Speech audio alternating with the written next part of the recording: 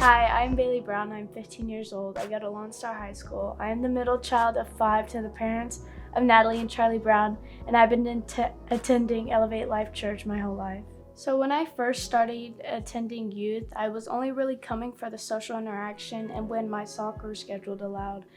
I was never really drawn to God and never really just put my full passion into it. It was always just oh, my friends are going and it was a cool event, so I was like, all right, let's go. Over time, that consistency just really broke down into me not really ever coming, and it started to cause problems in my house with my family and my siblings, and I just really felt like I was going into a dark place and kind of just drifted completely away from church, which was the only safe haven and home I'd ever known. So during that inconsistency of not coming to youth, I've always been playing at the highest level of soccer at my age since I was 3 years old. And while I was away traveling around the world, playing with the best friends I've always grown up with, I had torn my ACL in spring of 2019. Over that time, I really found myself not really motivated to do anything.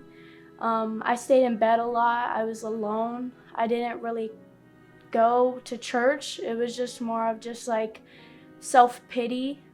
After that, after I had gone through the first one, I started to develop a herniated muscle on the right side of my leg, which I had had surgery on. And that just began to get bigger, and it was probably the size of a tennis ball. And so we had went back in maybe around fall, and we had found out that I had torn my meniscus as well, which was just oh God, I finally got through this. Why am I doing this again? All my best friends are moving on and traveling. Why can't I be a part of this?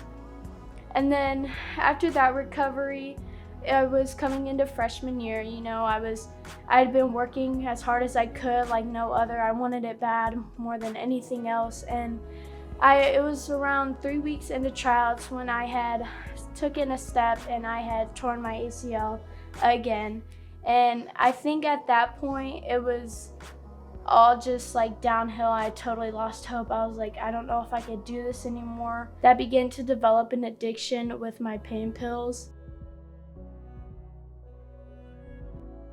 which definitely set me into a farther depression and numbing my feelings because I didn't know how to express myself. I just felt so alone because it was everybody was watching this happen around me and there was nothing I could do about it. It was almost just a state of just giving up. And after that, my parents had saw how low I was, and they really begun to connect with me and started bringing me to the house of church.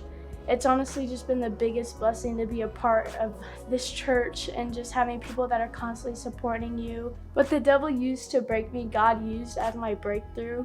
This story, me sharing my story, is hopefully to tell you you're not alone, and this is a place where everybody's welcome. And it is hard. It's consistency, and God happens to challenge the hardest people. And when you really invest and put your time and effort into God, I think that is one of the most beautiful blessings over your life you could ever have.